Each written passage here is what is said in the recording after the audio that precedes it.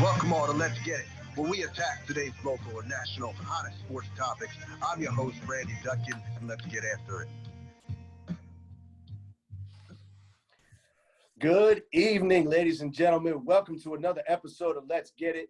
I'm your host, Randy Dutkin, along with my producer and co-host, Jason Bryce, coming at you on finally a beautiful Sunday evening in the area during this coronavirus pandemic. But today is a good day. Today's a positive day. We got a great show on tap for you. We're going to get into a little bit about the coronavirus, the impact it has, but then we're going to jump right into what everyone's been talking about in the Last Dance and the Chicago Bulls and everything going on with that. So my man Jay, how are you this evening? Hey, what's up, brother? How are you? I'm good. I'm doing good. I'm still, thank God, I'm corona free. So, I'm doing well, man. I'm still alive. I mean, I'm looking like I said, I told you all cam, I'm looking like Tom Hanks from Castaway. I just need me a little soccer ball. You know what I'm saying? But other than that, I'm good. I haven't had a haircut in like 2 months, man. Probably I'm not sure if you heard of him, but if I take my hat off, it look like a little Lou Rawls going on, a little Harry Belafonte, old school. All I need is a little pick or something to blow my hair out. Look crazy. You know what I'm saying? So it's all good though, but I'm alive though, so that's a good thing. My family's well, so we good, man. How are you though, bro? I'm doing good, man. I'm doing good. And like you said, same thing, so far corona free, being able to do things like this and distract ourselves with the podcasts and episodes and doing things and starting things that we, been wanting to do for a while. It's really awesome. Tonight, we got finally an exciting time because we got a beautiful day out. We got some positivity. Finally. Yeah. We got people out and about. We got people walking, people doing things. And there's a little bit of sense of normalcy this weekend than there was for the last, month or so. There is, and maybe that has to do with the weather. Maybe you know what I'm saying. Like that. I think that's a good point to maybe make that. We had two back-to-back good days. You know what I'm saying? Where it wasn't like one day here and then 8 days of rain. You know what I'm saying? It was like back-to-back. So it made you start to feel like, yeah, maybe we back to normal. As soon as I touched the door and I was ready to go outside, I said, let me go get my mask. Won't leave home without that. You know what I'm saying? Hey, listen, as we've always said, as we've said on every episode, regardless of what happens, hashtag do your part to make sure we can move on. Absolutely. But there's a lot of still things good going on. Of course, with the positivity, we still got to get into, the impact that coronavirus has had on sports. And one of the things that I really want to bring up, which is near and dear to my heart, is the fact that the Little League World Series was canceled this year for the first time in their history. And that is something that you can't get back as a Little Leaguer. It's something that not just the kids, but the parents, the coaches, everybody loses out from that. And one of the things, too, is tough is you can't get that back. Right, you can't. Yeah, you're right. And it's sad, too, because, like with high schoolers or, even some college, you can maybe apply for additional eligibility or something like that, which is almost going to be a given for most students that are eligible for that. But Little Leaguers, is definitely, certain age requirements, certain, so they miss out on those things. That's unfortunate. Very unfortunate.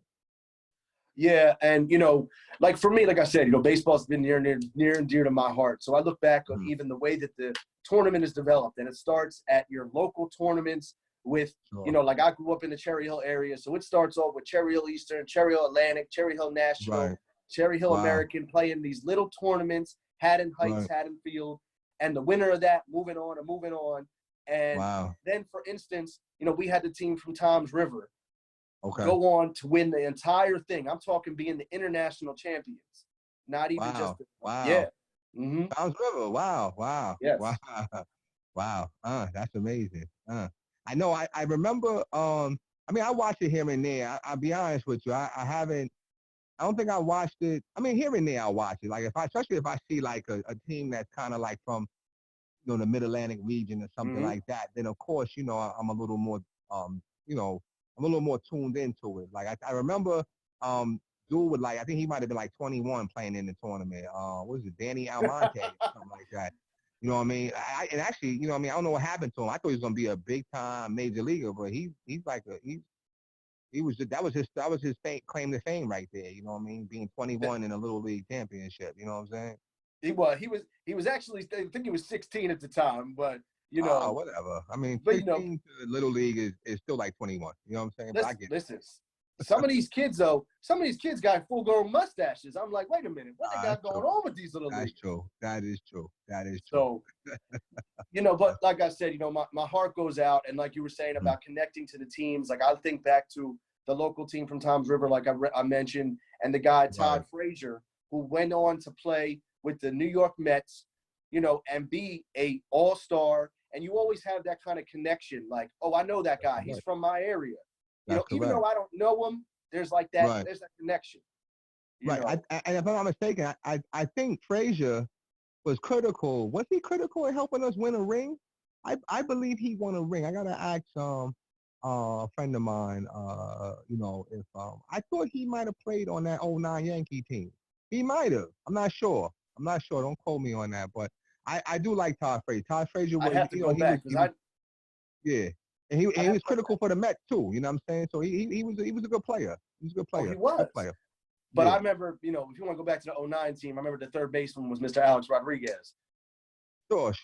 I mean, I'm sure. Yeah, he probably threw out Jimmy, or threw out Jimmy, or maybe threw out what was the guy that you swear is like Mr. Philly? Here we go. You got to come at me with my Philly Utley or Butley? I don't know. But we'll leave that alone. Did you say Butley? Butley, Chase Butley. Okay. Man, that's disrespectful. That's like me hating on Derek Jeter, but okay. No. Okay. You're not comparing Chase Utley to Derek Jeter, please. No. I'm not. I'm not. All right. I'm not. But I'm telling you, that's like, if you're gonna hate and disrespect Chase, I got you. That's like me disrespecting Derek. I got you. But with that said, talking about the little leaguers, and again, my heart goes out to all of them. Sure. And like the one thing too about that, and I always say is, after Little League, that's when those who have talent and those who don't, that's right, get separated. Right. After if you can't, because Little League is still like, oh, let them play. Go ahead. Everybody play, yeah. Billy. You know what I'm saying? But definitely after that, it's like, sometimes you'll hear somebody talking about somebody telling, yo, get him out the game. He's scrubby. Get him out. I was fortunate enough to not be in that situation, but I remember being on teams where you were like, yo, we're not going to win if Jimmy's out there. Right. We need somebody else out there. Right, I got you. But with that said, transitioning over from the little guys to the big guys, we still have, a lot of talks with the sports, trying to develop something to come on back, between baseball and basketball, and obviously football is hoping to start on time. Hockey is. And, there was an interesting thing I heard this week, that I want to kind of get your thoughts on is, people are talking about, putting all the precautions in place and, not having fans and limited number of staff members and whatnot with these teams, isolating the teams when they do come back. But one of the things I heard is nobody's talking about the doomsday scenario. For instance, when a player of any name, but like, for instance, let's throw it out there. Let's say a Mike Trout or LeBron James contracts coronavirus and, God forbid, but ends up very sick and passes away. How is Major League Baseball or NBA basketball going to be able to show face and say we still made the right decision? Well, you know what? I mean, I get it, and I ultimately think that's why they won't play early. I mean, I think it's good talk. I mean, listen, if you don't give hope to the people perish. So always understand that. Can you say that again? If you don't give hope to the people will perish. We are not just a sports show. We are well-rounded. Look at that. Oh, absolutely. No, that's definitely revelation. Absolutely.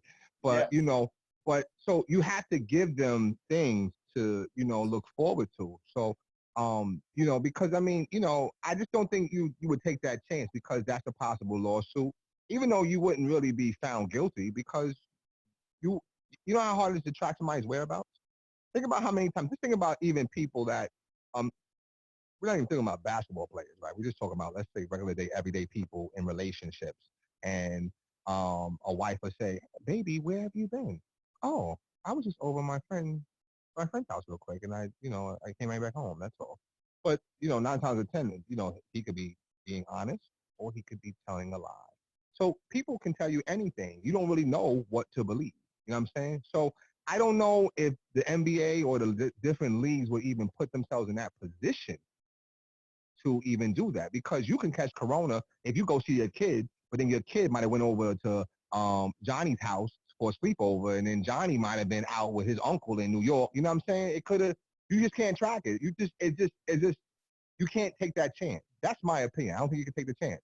My opinion. Well, I kind of agree. And on our next episode, we're going to touch base on relationships and how to trust your partner. But with that said, but you're right.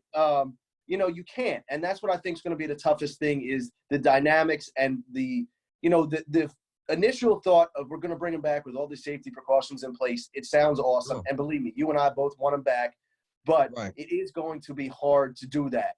And it was interesting, though, when I did hear about this, scenario, it's like, because when we look at athletes and we look at, professional sports players or whoever it may be, we feel like they have some kind of, cloak around them where they can't be touched as much. Obviously, there's been a lot of athletes who have been impacted and affected by the virus already.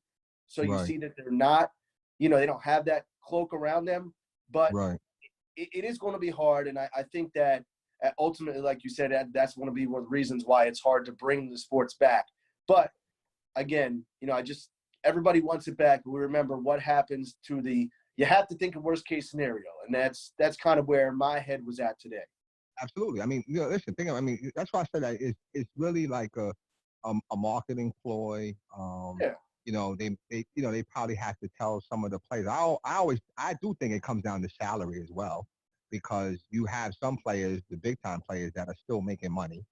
Okay, that's fine. But then some, they may not be getting paid, like the Justin Andersons of the world, I would say now Jeremy Grant is probably making money now, right? But just the small level tier players, you know what I'm saying, of the so-called scrubs of the NBA, even though there's no scrub in the NBA. No, but no. The so-called, there's no scrub in the NBA. Even the scrubbiest NBA player is still the baddest one in your neighborhood. You know what I'm saying? You might be the baddest one in your whole region.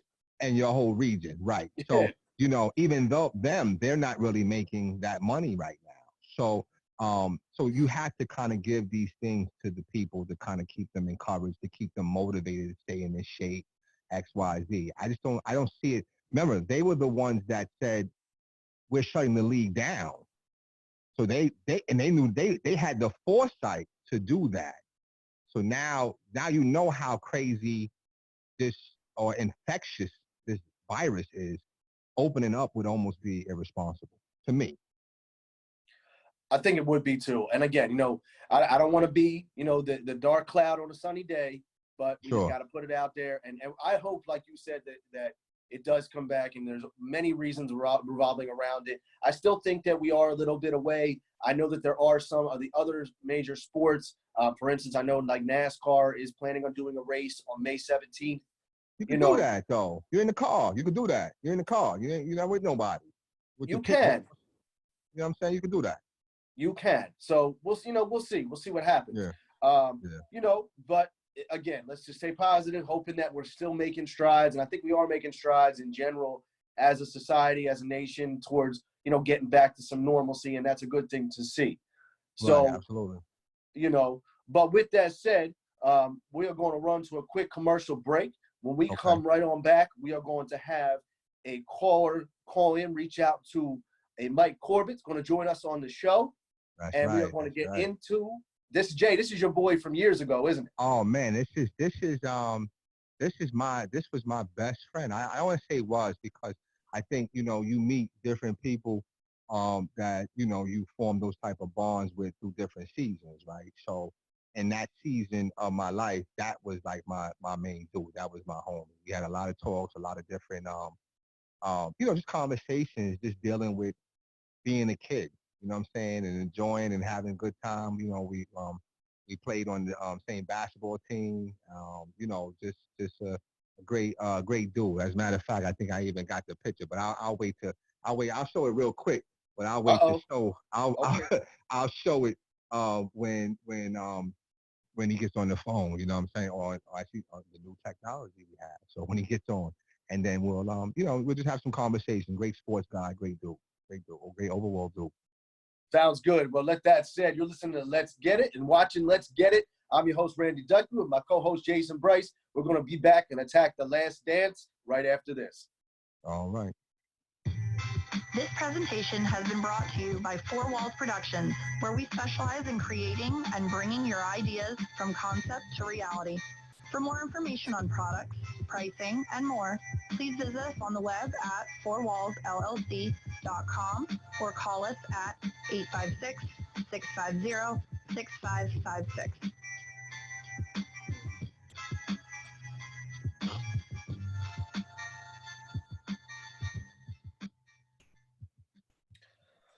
All right. Welcome back to Let's Get It. I'm your host, Randy Dutkin, along with my co-host and producer, Jason Bryce. Joining us now on the show is Jay's longtime friend and big sports fan, Mike Corbett. Mike, great to have you on, man. Thanks for joining us. Randy, Jay, thanks for having me on, man. Just great to be here. Absolutely. Thank you. Appreciate that, man. So, you know, we've been doing this for a little while now and appreciate all our guests that call into the show and allow us to reach out to them. So the first thing I always ask all our guests, man, is, you know, with the impact of the coronavirus, how has it affected you? How has it affected yourself? Hopefully not. And what's your thoughts on how it's going to impact sports coming back right now as we know it? Well, first off, I've been healthy. My wife and my little son, Luke, who's just a little over 18 months now, we've been, you know, here at our house on Long Island, but it's been good. I work with Sirius XM Radio. So the last time I've been into the city, into Manhattan, was the day before, March 16th. It was the day before St. Patrick's Day. So, and even then, like, things were shutting down. So normally I'm working in studios. So obviously a lot of the stuff, I haven't been laid off or furloughed. I'm actually still working for the company. So they sent me a laptop, so I'm able to do stuff from home. You know, collect audio, I help edit shows, because a lot of our shows we've been recording and putting into the system, like recording maybe like an hour or two ahead of time, like 2 or 3 hours ahead of time. And so at least it's like newer content. So I've still been able to work at home as best as I can, but get more work done around the house. You know, like a lot of people going out for more walks. So in that aspect, yeah, I'm one of the lucky ones, still getting a paycheck. I know a lot of people out there, it's really hit them hard.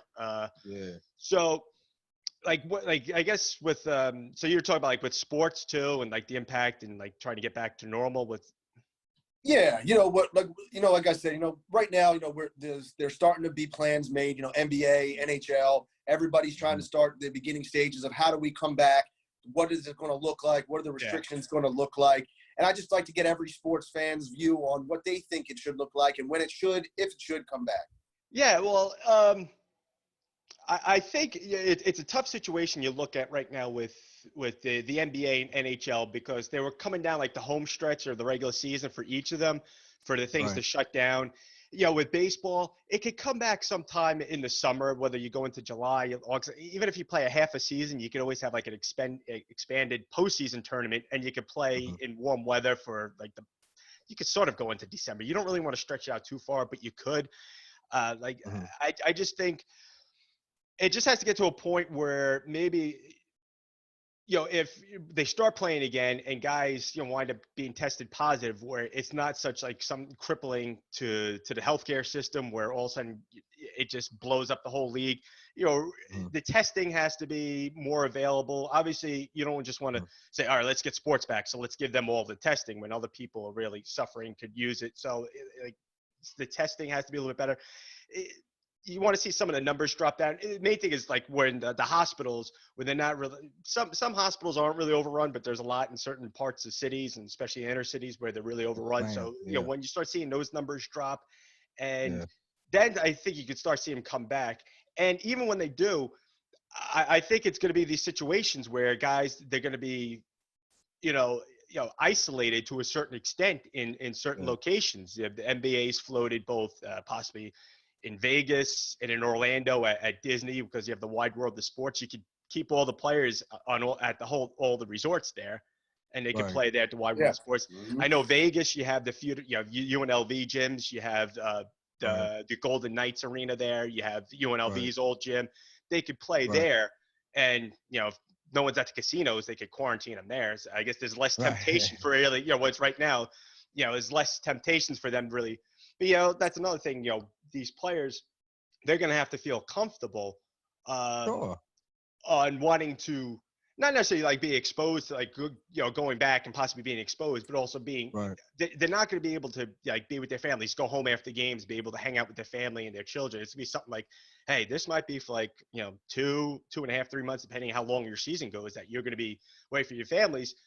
Maybe some after like they start getting around like May or June, July, they might want, hey, you might want a little space, Joe, just to get back like some sort of normalcy and playing again, and maybe realize that, hey, you know what, it could be a boost for the nation, even like worldwide, because you think like how big the popularity is of the NBA. They start playing, everyone's gonna be watching. I mean, absolutely. Like horse racing's still going on, and like horse racing's like probably getting like a lot of popularity now because there's a few tracks where it's still open. Obviously, you can't go to the tracks, but they still have to care for the horses.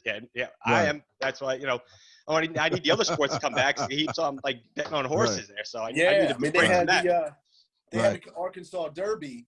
I know that was just ran. Yep. So and a lot of the ones who would have been in the Kentucky Derby, they said, well, we're getting these horses ready. They got to run. Let's just bring them to Arkansas and run them. Right. Listen, I got a buddy of mine who has literally been betting on DraftKings on cricket games. I saw, was it like a while ago, I guess Aussie Rules Football is still playing, and it was coming on at midnight, and I think Fox Sports 1 or Fox Sports 2 had the game on, and all of a sudden, I just, like, before I went to bed, I just happened to, like, look on Twitter or something like that. Also, I saw all these people talking about Aussie Rules Football, and they were betting it on and online and stuff like that. I said, wow. I tell you, Mike, though, you brought up a interesting point that I'm pondering in my head right now, where the two locations for the NBA, we're talking Las Vegas and Disney, you know what I'm saying, Orlando, right? And I think it has to do with a lot about, those are kind of like entertainment type centers. So it gives the players something to do. And that's my concern, that these are players that are used to going out and doing their thing. They have money to burn, money to, to do whatever they want to do. So now they're back to playing the sport. They're back to living that lifestyle. They're going to want to get out and do things. So I think it's hard to want to just say, hey, I'm going to quarantine them and just put focus them on basketball. That's going to be tough. So I think the NBA they're strategic in putting them in those type of, I know at one point there was some talk about Phoenix, but then that quickly went away because there's probably ain't shit out there to do out there in Phoenix. You know what I'm saying? Yeah, it's like the desert and the mountains. I mean, it's like the Phoenix Scottsdale area. It's actually a really nice area. That would be better for, say, like with baseball, because you have a lot of spring training sites. Right. They can all play there. Same thing with Florida as well. Right. But but I even so though, Jay, I wonder, we talk about Vegas and we talk about with Disney down there in Orlando, what's actually going to be available to them that's still going to be, are they going to open up some like casinos just for the players to come and gamble? Maybe they do that. I don't know if they do that. I don't know what they do for Orlando. What they do, open up the theme parks, let certain teams go on certain days and let them ride. And I don't know how much guys would be like, all right, do I really want to do this? And as you said, a lot of these guys, they like to unwind, and like to go out. You hear especially when they, the South Beach flu, when players go to Miami, and that's why you see the Heat, not only because the Heat are normally a good team, but the players like to come in the night before and party, and the Heat stomp on them the next night. So right. Yes, they do.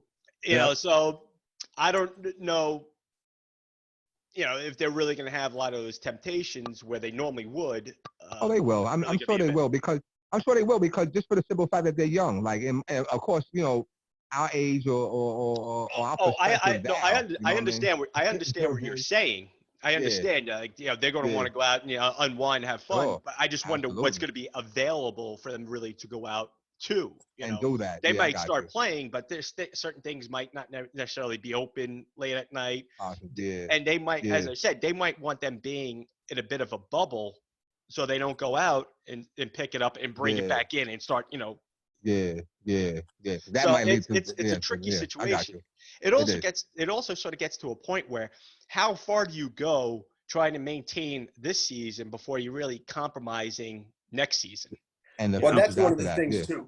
And I think that, and you brought up a very good point, Mike, and a lot of your points are really on point about, how do you keep the players isolated? How, what is going to be open, what's not going to be open? And again, do you scrap this season for the benefit of the long term? That's a very good point there. Yeah, that has, you know what? I hate putting put it on the players and pressure on them. Although you think, a lot of these guys are millionaires, but saying, hey, if we get, a clearance that we could do this in Orlando, the state of Florida, they're going to have like extra medical, clean, disinfect everything, or in Vegas, the state of Nevada, they've given everything a go, a thumbs up. Right. It's like telling these players hey, almost like putting pressure on, like, hey, how much do you really want it to go out there and do it? It's sort of unfair. But, you also think that I'm saying, hey, you know what, this could be a really boost and you could really, get your name out there. It's just, it's just a tough situation because they're talking about like starting next season around, Christmas. December, but I understand that. But if you want to have a shortened season, like they did a few years ago with the strikes or lockout season where it was like 60 something games and you say, all right, next year might be a shortened season. But there has to be a certain point where, there has to be a cutoff where like, all right, we got to like shut things down and just restart for next year. I think out of all the sports, like basketball could still sort of hold on a little while longer because I think something like hockey, it's tough because with the ice surfaces, you can like a gym, like a basketball gym, you can have the Heat and the Magic go out and play at 1:00. Then at 3:00, you got the Knicks and Bulls coming out. You can go out and play on the same hardwood surface, 4 or 5 games in a row. Whereas like with the NHL, there's bigger rosters, there's the ice surface, there's more, with equipment and stuff like that. And you think with basketball, all right, just throw this stuff in the wash afterwards. It's fine. Right. So I think like basketball, they could hold on longer. I think like hockey's might have to like shut down sooner. I think basketball, they could hold on longer, but sure. I don't know. Do you just want to say like, there's nothing normal about this year? Let's everyone, just cancel it. Everyone just go about your business. We're going to be coming back in September. Full blown. It's gonna be charged up. Everyone's gonna be, then maybe like September, October, you could start getting people back in the arenas again. Yeah, I just don't think that. I think, like I said, and we were talking in the last segment, is that, hey, listen, you know what? When you have to give, you have to give hope to the people. Without hope, the people perish. You know what I'm saying? So, it's the same thing in my profession as a guidance counselor. I mean, we're still talking about, May 15th. We're not going back to school, yo. You know what I'm saying? But of course, we still have to say that because if you just say, school's already done now, then you take a chance of now increasing, different people's suicide. You know what I'm saying? You just never know. I guess it doesn't hurt. I guess right now they don't really need a drop dead date saying, all right, once we hit this, so there's no reason to pull the plug on anything right now. I believe. Sure. I know maybe keep stretching it maybe out. Some of the minor leagues have done so, which is I understand. But I guess right now you can hold out because then you can even do something where, all right, maybe you bring the guys back, like have them train for 2 or 3 weeks, and maybe you don't finish the regular season, but maybe you have an expanded playoff. I was looking at something, maybe you do something like where 24 teams, so like the top 8 teams, if you just go strictly like the standings, the entire NBA, not conference, the entire NBA, you have like the top 8 teams, like a first round bye, and then you go from like 9 to 24. You have all those teams play, like a best 2 out of 3, and then have them join the next round, stuff like that. So you could do something like that, and like those 6 bottom teams, like why have them come back for like an extra? That's another thing. Like teams that are really out of it in both the NHL and the NBA, teams that are really out of it, have them come, to have them sit and wait until like July or August to play the rest of the regular season when their seasons are done anyway. They're not making the playoffs, so why even bring those players back? Well, you do make a good point, though, Mike. But one of the things you have to think about is, with those teams and those bottom 6 teams, the managers, the owners are still going to say, well, what about revenue sharing? And what about us? But like, and the players don't want their salary. Shit. Yeah, but it's tough. Like, if they are coming back this summer, you know, there aren't going to be any arenas. You know, it's all going to be like empty. They're going to be playing at a gym in Disney, or they're going to be playing at a gym in UNLV and stuff like that. So I understand. Money, even though like everything goes on, you know, it's money still is involved. So there is going to be, like, if they do come back, it's just almost going to be like a matter of pride, where you're like, all right, let's get back, let's play, because we haven't played for a while, you know. But let's give the fans something to watch. And, you know, the ratings will be through the roof.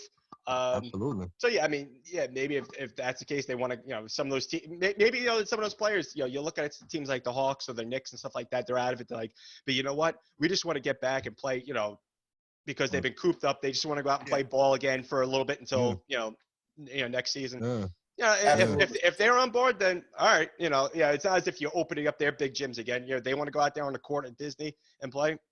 You know, all right, I don't have a problem with it, but I could see them maybe doing like an expanded playoff instead. And you know, even like if someone does like win the championship, you know, you know, we've seen like Phil Jackson throw out, you know, put an asterisk on the '99 Spurs because it was a shortened season. They don't really say that about the 2012 Heat, because that was like a 60-something game season. Yeah, by that time, people are like, you know, whatever. But you know, what would this season be? Even though you would sort of play a full season, but with the whole long delay, then all of a sudden, you know, being quarantined in one place, you know, that's a little tough. But you know, the guys just might say, you know what, regardless, whoever's the champion, we just want to go out and play again. Absolutely. So, you know, like I said, you know, you have a lot of great ideas. I like the idea of the expanded format, and you know, I appreciate all your thoughts and everything, and you know, about how coronavirus has brought an impact on and how we may get through it and get past it. And I think that the one thing as sports fans that we can all say and hang our hat on is that we can't wait till they come back, and that we can have that distraction. So with that said, before we run to commercial break, and when we come back from commercial break, we're going to get into the last dance. There is a picture that my co-host Jason Bryce wanted to show you real quick. All right, go ahead. Let's see it. Oh yeah. You texted me that like a couple of years ago. Was that like after a tournament? Yeah, like where a little fat boy me wearing like the t-shirt. Well, actually, like everyone was wearing t-shirts. That was like sort of the style back then, because the style back then. Yeah, we saw like Georgetown. You'd see those guys like the gray sweatshirts. Although we'd have like the blue jerseys and white t-shirts underneath. But you saw a lot of that, like college players who would wear the t-shirts underneath and stuff. Yeah. Not no more though, because now everybody is tattoos now. So everything's, you know. Yeah, tattoos, they gotta show off the tattoos. They gotta show that. Well, they have like off. the compression sleeves and stuff like that, which they might have like their endorsements on that. Like, not endorsements, but like say like Under Armour or Nike, whatever. So they gotta pop that off too. And a lot of like the, you know, back then it was like the tank top, so it was like skinny all the way at the top. Now they're sort of like almost like t-shirts with the sleeves cut off. They come out a little bit further, so you sort of like cover up a little more. And we had the short short. Well, we had to, Well, ours were like, I think in 8th grade they were a little bit bigger by then, or at least they were like, they gave us sizes bigger. But we also had the jerseys. I know you guys got a good break, but we had the jerseys where they were reversible too. That's so we had those were blue. You turn them inside out and they were yellow. Yeah, we were on the road, right? Yeah. Or a lot of times our jerseys depended on what the jerseys. I think we like to wear like I think for a while, because we're doing better in blue, so we wear blue. Like we had the choice at home. But if we had like other teams, they only had one jersey, then we would like swap it out. And if we lost, then we'd like swap out to the other side to the yellow. We'd say like, oh, it's gold like the Lakers. My father lives in Baldwin. We're like Baldwin, Freeport, and sometimes when I'm with my son, and my son play ball, and when I'm with him, and we'll ride by St. Christopher's and St. Agnes, I'll be like, yo, listen, we had some heartbreaking losses out of there. You know what I'm saying? St. Christopher, I remember we were there in 7th grade, but we beat it might have been St. Raymond's. We beat him by 1 point. Right. Like we just scored like a few seconds left. I mean, I didn't score. I was on the bench. Yeah.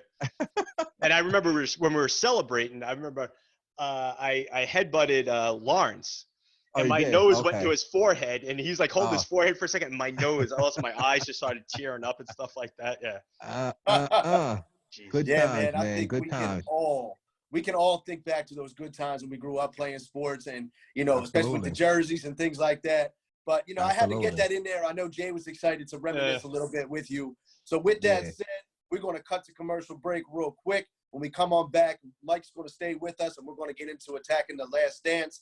I'm your host, Randy Dutkin. Got my co-host, Jason Bryce, and our guest, Mike Corbett. You're listening to Let's Get It and watching Let's Get It. We'll be right back after this. All right.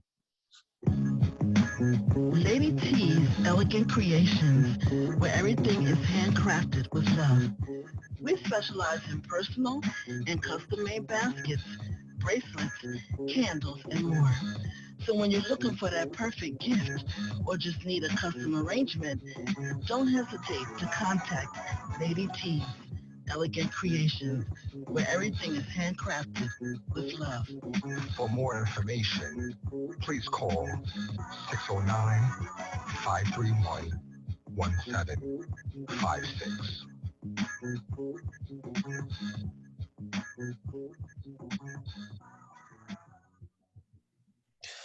All right. Welcome back to Let's Get It. You are watching us tonight, and I'm with my host, Jason Bryce, along with our guest, Mike Corbett. So when we get our last segment here tonight, guys, we are going to get into what everybody has been talking about and has been nonstop TV every Sunday night for the last couple of weeks. And the last couple of weeks, we have been watching The Last Dance, all about the Chicago Bulls. Tonight, in about 40 minutes, is episode 5 and 6, which I know everyone is excited to get into. So I'm just going to tell you the last week's episodes, episode 3 and 4 was awesome. And there's so many things to get into in regards to that. The first thing I want to talk about is just Dennis Rodman and the role that he played with the Bulls. And not just as a player, but the personality that he had, the character they had to deal with. For me, when I saw that segment, when he went and he said, I need a break. And he went to Phil and he went to Michael and and they said, what? And he said, I need to go to Vegas. And I mean, think about it. I don't know if that would even go down today, but coming in and they looked at it, and the fact that Phil Jackson, which what made him a great coach, was his ability to, understand each player and how to address each player. And I know Dennis Rodman had said that Phil was like a best friend to him. So to allow Dennis to go and do what he had to do and blow off the steam, just that. That was unbelievable. They were able to deal with that. And one of the cool things I thought was, Dennis was supposed to go out there for, I think it was, they gave him 48 hours. And, after that, he was nowhere to be found. And, so they had to go actually out there and get him. I remember they interviewed Carmen Electra. Carmen Electra was like, I don't know what was going on. People came in the room, come get him. One of the interesting things was, too, Michael said that Dennis eventually came to his room and apologized. And was like, okay, I'm good. I got my steam. And said from that point on, he was unstoppable. But Dennis, you got to remember, they took Dennis from the bad boy Pistons. And they were like, we need to get tough. We need to be tougher. We need to build up. We need to be able to get stronger. And Dennis was just a beast. People look at Dennis and they say, oh, he was eccentric and he was this and he was that. But he was such a catalyst to that team. I know that, some people referred to him as like some of the best on-ball defender they ever saw during that time period. And his role on that team was just unbelievable. And, I want to get your thoughts, Mike. I want to get your thoughts, Jay, just on Dennis Rodman and his role with the Chicago Bulls. Go ahead, start it, Mike. All right. Well, I think with Dennis, why he was such a perfect fit with them.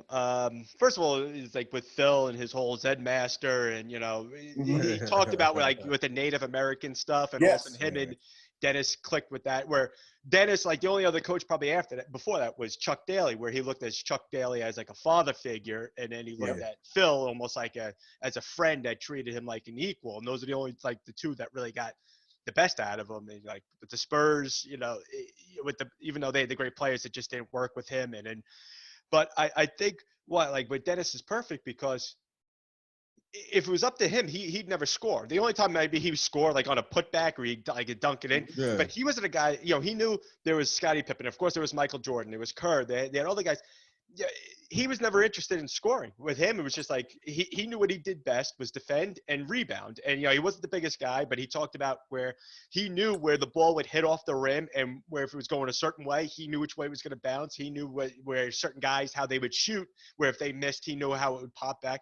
So that's what he just worked on, knowing guys' shooting styles, either how to defend them or if they would have missed, he knows how to pop off. He knew about positioning. And he didn't care. Well, he just would go there, grab the rebound, and kick it out to them, let them go and score, and he'd hang out until they came back down on the other end on defense. So that's why he was perfect. And I think sometimes it's like as wild as Dennis gets. And you talked about the one time when like it was like when Dennis was ejected from a game when Scotty was out, and then all of a sudden he just went and asked the cigar. But that was almost his way of saying like, "Hey man, Yes. I realized I messed up." I think it was situations like that where Dennis, like maybe there's other players he would screw up, but I think Dennis knew like, well, this is Michael Jordan, and he also had like a bit of a command too. So I think in a way Dennis respected that as well. And it also might have went back to like when with the bad boy Pistons when they would beat up on Michael and stuff like that, and and take shots at him where he would keep on coming back. And I guess Dennis, realized, what a great player he was, and also with Scottie Pippen. I thought it was funny when they talk about with like go back in time with Dennis when he threw down Scottie Pippen. I think it was in Game 3 or Game 4 of the '91 Eastern Finals. Yeah, Game 4. After that, they got it. Yep. Yeah. So like after that, they knew he was like all done and dusted. But it's like Dennis is at that point of his career. He's like, all right, you guys need me just to do this. All right, I'll do it. I'll do it to the best of my ability. And it just worked. It just worked with that team. Yeah. It did. And Jay, your thoughts too on Rodman and his role. I respect Rodman. I don't think I like I guess the way I am, the way I'm built. I like the underdog. So I like Rodman when he was on the Pistons and they couldn't get over the hump like through Boston and LA or whatever. Because that was when I really liked Rodman. I didn't like Rodman on San Antonio, and I thought he was a great fit on the Bulls. You know what I mean? Because they just needed somebody. Horace had went to Orlando, so he was gone. So you needed that person that just rebound, and that's it. And I think Dennis, it's interesting. I think that we're going to hear about that tonight, to be honest with you, where they're going to kind of compare and contrast Horace and Dennis. So because Horace won 3, Dennis won 3, but I do think that they were better with Dennis than Horace, because Dennis, he did all those intangibles a little better than Horace. So I mean, the eccentricism. I mean, I'm not. I mean, I'm again. I don't judge it. Okay, I'm saying, like, I don't judge, but I mean, as a kid looking at him in like skirts or like nail polish or whatever, it was just a little odd, but at the same time you had to respect the game. You know what I'm saying?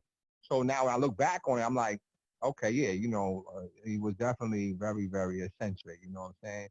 So eccentric is the way to say it. Yeah, absolutely. Yeah. You got to be politically and socially correct. You know what I'm saying? When we was kids, we wasn't saying that shit. But that's okay. Yeah, we were saying different things. Well, and let's also say that at shit, that time, at that time, the way things are embraced and accepted now, it wasn't like that then. Absolutely, right. So I mean, and again, I'm not here to judge. I'm not judging. You know what I'm saying? I only judge him based on his ability. He could rebound and he could play defense, and that's all I needed him to do. So on that, with that being said, he was great for them. He was a great player. Great player. He was. And he even said, like, when he came back from his hiatus, when they had the drill where, like, the guy, from the guy from the back of the pack, he goes and runs, and Michael Jordan's telling everyone, he goes, oh, he's going to be, dead, whatever. He goes, so everyone just, go at a slow pace, and everyone's like, all right, listen to Michael, go at a slow pace. And it was Rodman starting to, poof, he flew, and they had to take him. Right. So they were saying, like, he was gone for like a week, and he came back, and he was, still in great shape, and he hadn't missed a beat. Yeah. Absolutely. So, I mean, that'll be very interesting. I know, like you said, Jay, I think we're going to learn more about that tonight on tonight's episode. Sure. And there was a lot, and I think that the documentary is just covering so much. And it's one of those documentaries that I feel like I'm going to go back and watch again, because there's so many, understories and sub topics, for instance, like, we could go on and talk about the transition from Doug Collins to Phil Jackson. That could be a conversation for a long period of time. And, how Jordan had to acclimate to Jackson's new role. And, that the offense didn't circle around you. Like, Doug built everything up for Jordan. So there's so many other things. But one of the other main topics of that series last week was the Isaiah Thomas and Michael Jordan, debate and, you know, how Isaiah Thomas did not shake his hand after they beat him and the long-term impact that may have had, you know, even moving forward. You know, I know to this day, Jordan says he hates the Pistons. He does not respect Isaiah at all. And how it impacted even, like, Isaiah was not on the Olympic team. And, you know, people say, and Jordan says, oh, no, I didn't have anything to do with it. But let's be honest. If you're running the team and you're running the Olympic team, the dream team, and Jordan says, oh, listen, you have Isaiah, you don't have me. Well, bye, Isaiah. So let me get your thoughts this time first, Jay. Then I'll go to you, Mike, on the Isaiah and Jordan debate. I think what I appreciate about just listening and watching and hearing, I appreciate old school basketball. To me, yes. that's basketball. That's the way it needs to be. Okay. So, you know, you didn't see, you know, you took that shit personal. Like if somebody beat me, you know, I mean, Mike, you know, when we was playing ball back at Alley Laws, and most times it was me, you, and somebody versus Chris, somebody else, right? So we was playing and we was cool afterwards, but when we was on the court, it was like, nah, I gotta always try to get at him, whatever. So now it's like, you know, you kept that animosity, especially when you know, and Chris went to, you know, and Chris is a good dude, but when he went to LA Peace, we took that shit personal. We took that shit personal. You know what I'm saying? It was like, damn, why you want to play with us? Oh, okay. You know what I'm saying? So now when you see, you know, it was, to me, I think it's good to see that Isaiah, Jordan, and they like, listen, I mean, they should be grown men and leave bygones by bygones, but, you know, I just appreciate that era, number one, okay? Because that, to me, like, that doing like what Kevin Durant did or whatever, that shit could never fly back in the day. You know what I'm saying? But I'm not even going there with that. You know what I'm saying? But I think it's interesting. I think Isaiah was waiting for this moment. You know, I'm sure he wanted to be able to tell his side of it. If we're being honest, you know what I'm saying? I do think, and I was never really a big Jordan fan. I respect him. I mean, I have to, because to me, he is the greatest basketball player one-on-one and stuff like that. You know what I mean? He was virtually the only person I know in my time that was unstoppable. Yeah. You could not stop him. Okay. So I appreciate that with Mike. But with Isaiah, you know, listen, that's just how it was, man. Like, fuck out of here. Like, you know what I'm saying? Now, it's poor sportsmanship that you didn't want to do that. I get that. But now to keep him off the team, I don't know. And Isaiah made a great point. Now, Isaiah, you know, he's moved forward in life. You know, he has a unique perspective. He's got a master's degree, so that comes with another level of intelligence and also another level of reasoning and angles to slide out of the shit that he might have did in the past. Yeah. So what he did say that I thought was very interesting is that and what my perspective, but what I thought was very interesting that he said, listen, how did everybody didn't want me on the team, but I was the NBA's Players Association president that was voted in unanimously. Well, a great rebuttal to Jordan saying, no, it wasn't me. It wasn't me. Yeah, it was you. It was you. You know what I'm saying? It was, to me. That's how I look at it. It was him. It was definitely with him. How about this? I'm glad, like, few of the things you talk about. Like, on a side note, Jay, you'll get a kick out of this because I've worked with Rick Mahorn with NBA radio. First of all, Mahorn is nuts. Okay, because especially like I'll text him from time to time, and some of the stuff he texts me, he's nuts. And right. So I remember him, like, he said on the air, like, two different things. One was like before, like when he was back with the Bullets, like in the 80s, before the Pistons. When he started, when he was with the Bullets, and they were about to play the Sixers. So he was going up against Dr. J. And Dr. J, he, like, you know, growing up, because Mahorn was from Hartford. So he actually grew up, like, when he was a kid, he actually was like a Knicks fan, and he used to watch the Nets too when they were in the ABA. So he used to get, like, on Channel 9, like the Nets games when they were in the ABA. So he liked Dr. J. Right. So he got, like, before a game, he got, like his sister, like, was able to get an autograph. He was able to get, you know, have Dr. J come over and give his sister an autograph, right? But then as the game started, like, typical Mahorn, you know who he is, Right. goon that he Right. is. Boom! Right. He levels Dr. J. He goes, wait, I haven't signed your autograph. He goes, that was before the game. He goes, this is the game Right. now. He goes, I got to play now. And then Right. another thing, like what Mahorn said, and then I'll get into like the whole I went off on a tangent here. But like sometimes when people call, appreciate it, man. Yeah, some people will call up and they'll get on Mahorn thinking that he was on that Pistons team that walked off. But Mahorn was only on, like, his last year with the Pistons was when they won their first championship. Then he was exposed in the expansion draft. The Timberwolves drafted him, then they traded him to the Sixers. Yeah, so dump and bump. Right, dump and bump. So like people get him like, oh yeah, you guys walked off the court. All of a sudden Mahorn will say, wait a minute. He goes, I wasn't on the team. I didn't walk off the court. He goes, but if I was there, I would have walked off the court. He goes, I would have been shaking the Bulls' hands after. Because like Mahorn and Lambier are buddies too. So like Lambier is still unapologetic. Lambier's still a jerk. So Lambier is an asshole. Yeah. He don't care because he knows he's not. He's content coaching the WNBA. He goes, I'll say whatever the hell I want about the NBA. Right. He don't know. Right. I think the whole situation. I think what also might have burned like the Bulls about it too, because you go back to like what Isaiah talked about, like with the Celtics walking off, because some of them did that in '88, and then like they went over, they were able to shake before the game ended. But I think in that situation, you guys remember in the '80s, like the fans used to storm the court a lot, and that was back in the Silverdome days. So you had a lot more people than Yeah.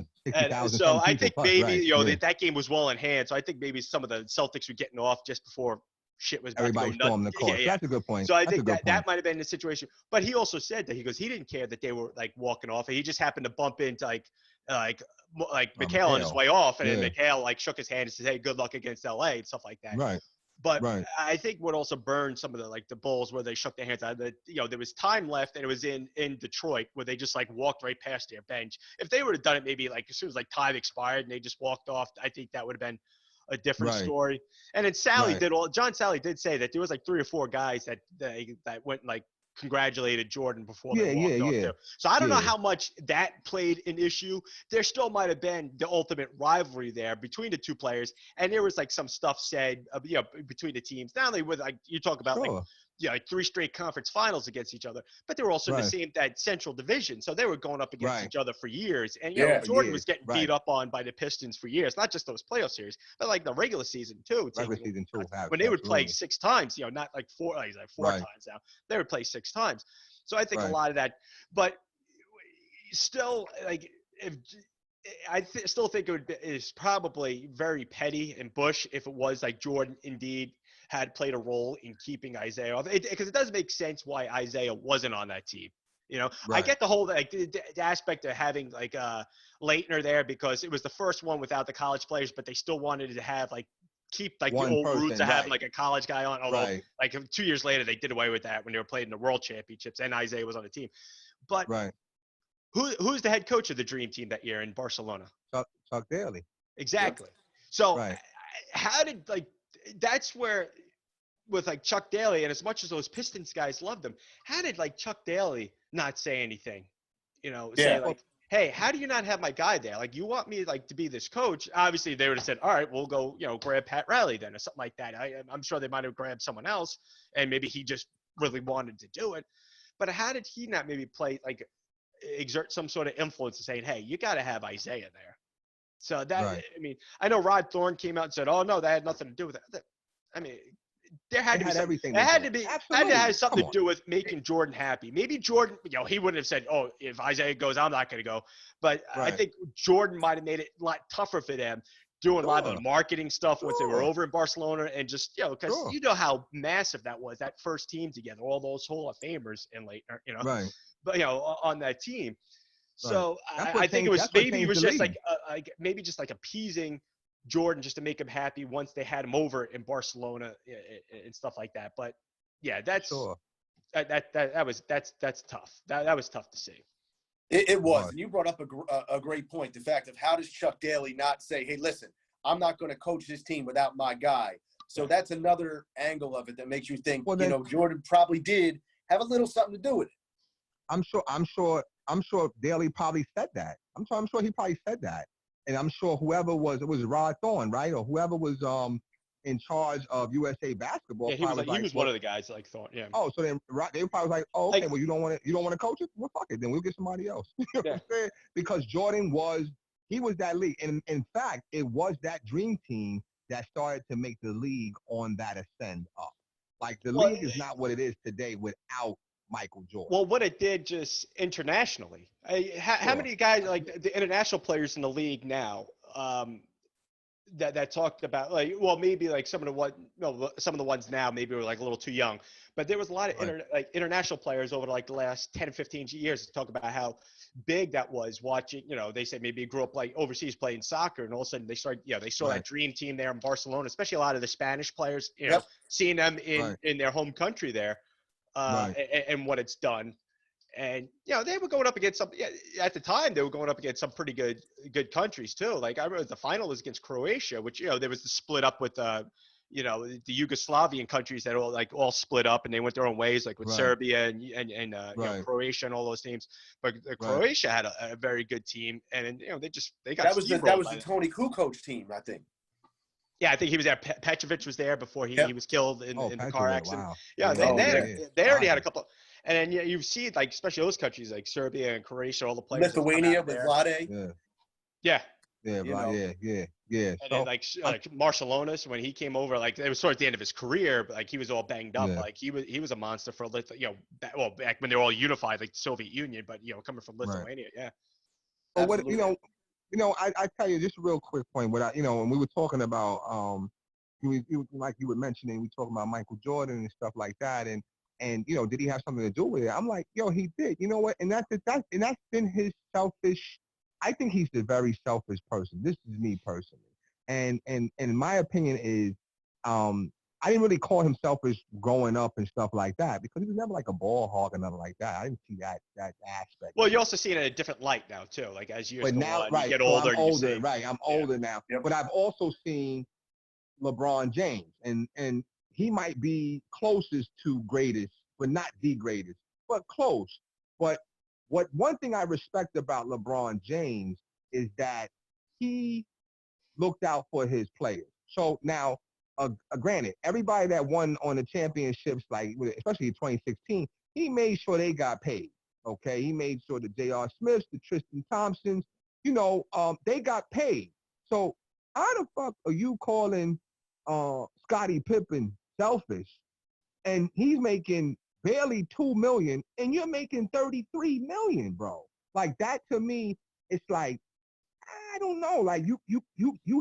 You had that power. I mean, Sky's not bringing that up. He's not saying that. Yeah. I think he did kind of say that when he said, "Well, fuck that. I'm not. Fuck it. I'll take it off for a little bit." You know what I mean? It could be something also with Jordan saying "Hey man, you signed a contract. You signed that long contract when a lot of people told you not to."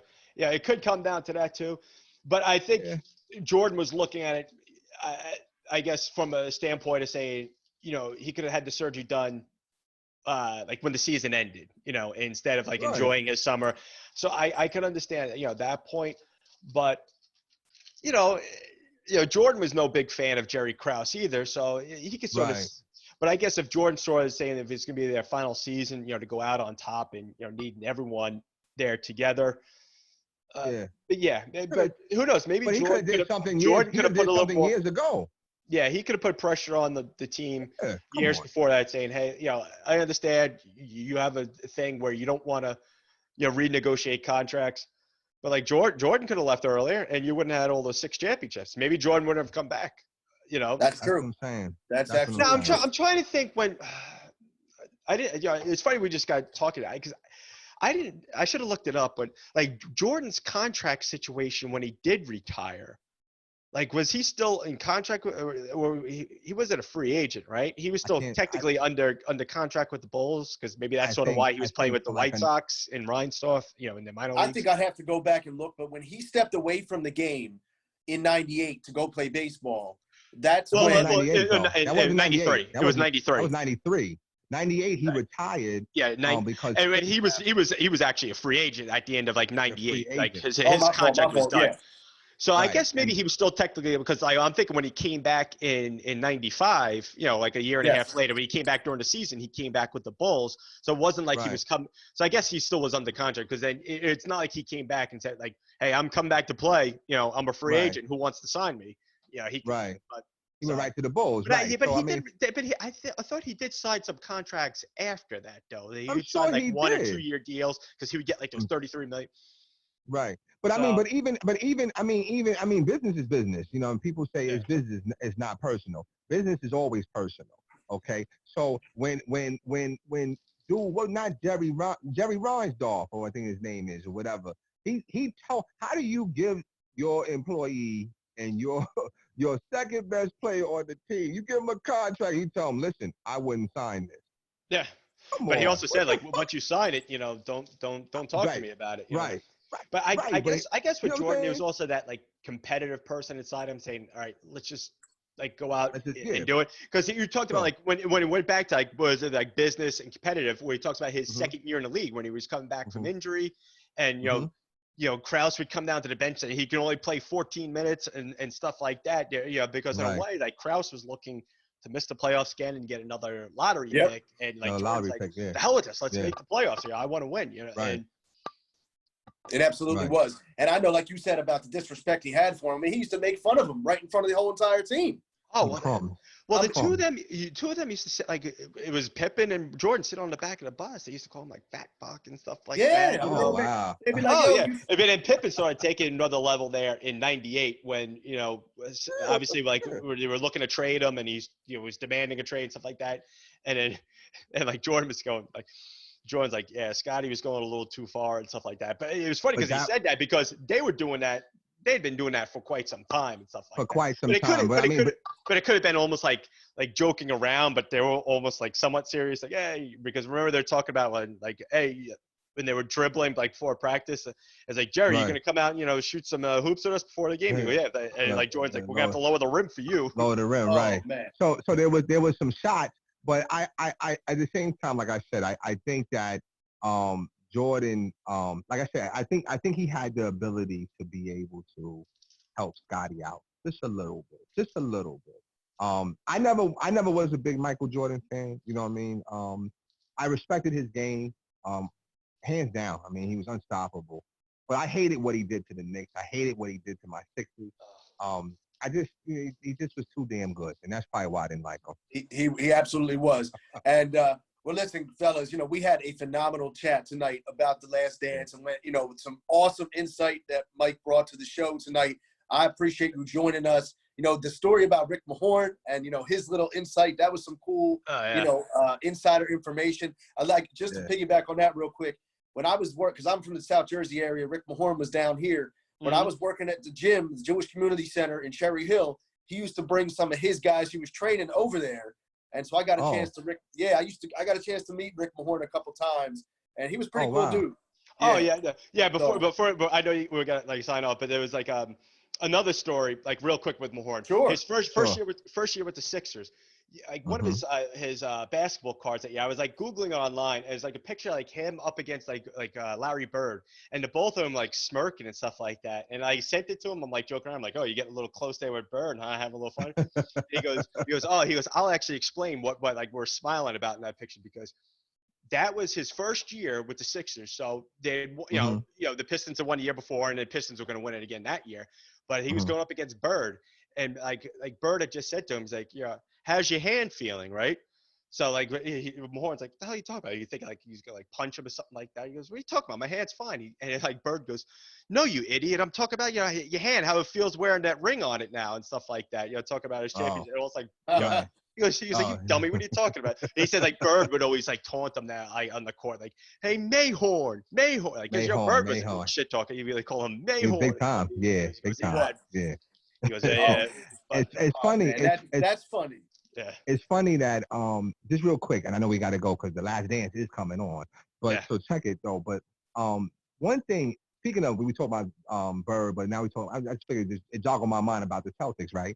And it talked about, I just saw an article or a video actually with Danny Ainge and Kevin McHale, and they said that even though they were scared of Jordan, You know the person that they were really scared of throughout their whole career they named? Larry Bird? Andrew, no. No? Andrew Tony. Tony. Oh, Andrew Tony. well, he had the nickname was the Boston Strangler, The right? Boston, Boston they Strangler. said Yeah, he was unguardable. They had nightmares. They were scared of him. They said Jordan was good, but not like Tony. Yeah, until his foot injury, and it was like it wasn't handled well back then. Like didn't have the medicine nowadays that you had back then, and it just totally derailed his career. Sooner than terrible. Yeah, absolutely. And like I said, real quick, I'm sorry because like I said, this is my man. I gotta talk to you too, Mike. We got to talk. We got to catch up, man. But listen, as long as you know me, who's been my basketball team, Mike? Well, it's been the Sixers. Yeah, I know sometimes when we go like to Knicks games and stuff like that, you'd like pull for it. Like if the Knicks were playing the Bulls, you'd pull for them. But you were always like a Sixer because it was like Dr. J. Your father loved Dr. J. That's right. That's it, man. Well, you know why he brings that up, Mike? You know why he brings that up? Is because I'm a Philly guy through and through. And, I'll always say I'll kind of knock Jay for being a New Yorker, and he wants to let it be known that, don't forget, the Sixers are where my heart is at. So that's why he wanted a little, bring that up. He used to talk about like taking the Amtrak train down from Penn Station. You guys used to take the trip there and back, right? Like on game nights, right? That's right. Yeah. Trip and drive down there, everything, man. We used to have a good time. Now, Randy, real quick. Randy's a Philadelphia Phillies, and I told him how our Yankees we spanked them. In 09, yeah. Yeah. We you know what? them, but we got mine in 08. So I got mine in 08. But listen, I mean, I had to wait two rain delays before you finally finished that one game. But yeah, listen, I know it was unbelievable. That was crazy. Then of course, when it's another show, and if you want to join us again, Mike, I'd love to have you on. But we will. Of course, when my Eagles finally got one in 2017. Oh gosh. They're right here. Actually, if you can see that, that's my Super Bowl champions hat. Oh God. But listen, Mike, thank you so much for joining us, and we'd love to have you on again. And, absolutely. Enjoy the Last Dance tonight, and appreciate all the insight and commentary. Yeah, I'm gonna have to go check it out because I've actually I've watched it like on demand, like because I actually caught up this past week because the last 2 Sundays I was busy doing stuff, so I just watched it all this week. Like I watch each night. I watch a different episode, so I think it was the edited ones. I'm gonna go because now like I know ESPN, ESPN2, one is edited and one's unedited, so I gotta check out the unedited. Wait. Which one is unedited? ESPN2? Yeah, I think. Oh, so. one of them. Yeah. Well, I guess you turn on what Let's see. My buddy just texted me. He goes, ESPN cursing, ESPN2 bleep. So if you watch it with your kids, I like ESPN. That's the one that's been cursing and shit. Okay. Like we fucking cursing. Yeah, cursing and shit. Yeah. Absolutely. And all that shit. So, right. All right, well, Mike. I'm gonna text you. I'm gonna text you this week, though, Mike. All right. Yeah, I got some stuff you could say like off the air that some of the players have told me. I can't really say on the air, but and you can pass it on to Randy too. Yeah, I got you. I got plenty of good shit. I got you. All right, Mike. So like I said, I'll be in touch with you this week, though, bro. All right. Sounds good, guys. Thanks for having me. All right. So that was an awesome insight. Real quick, we're going to cut the commercial break. We're going to come right on back, and then we're going to wrap this up. All right. All right, welcome back to Let's Get It. I'm your host, Randy Dutkin. You guys are watching us tonight. What a great show we had. I got my co-host and producer, Jason Bryce. We're going to do a real quick wrap-up tonight as we want to get on to watching The Last Dance. We want to thank Mike Corbett for joining us with some awesome insight. Absolutely. And, let's give him a round of applause real quick. Let's give him a round of applause. Absolutely. So, Jay, 30 seconds. Your thoughts on the show and anything that you're looking forward to tonight. I'm just interested to see what Horace, what Horace Grant's, what his story is, because they've labeled him as the Benedict Arnold. He's been the snitch.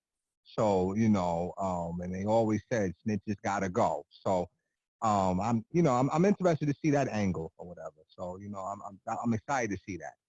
Absolutely. And I have to say, too, I'm just excited to see how it develops because every show, every episode has brought out another, underlying story you didn't really know about. With that said, everyone who joined us tonight, we appreciate it. You're going to be able to catch this episode on YouTube. Going to be up and watching, so you can join us, start watching. If you want to join our show, reach out to myself or Jason Bryce. You can also listen to us on SoundCloud and Buzzsprout. and also iTunes. Apple That's iTunes. right. Listen, for my co-host Jason Bryce, I'm Randy Dutkin. Be well. You've been watching and listening to Let's Get It, and we're out. All right.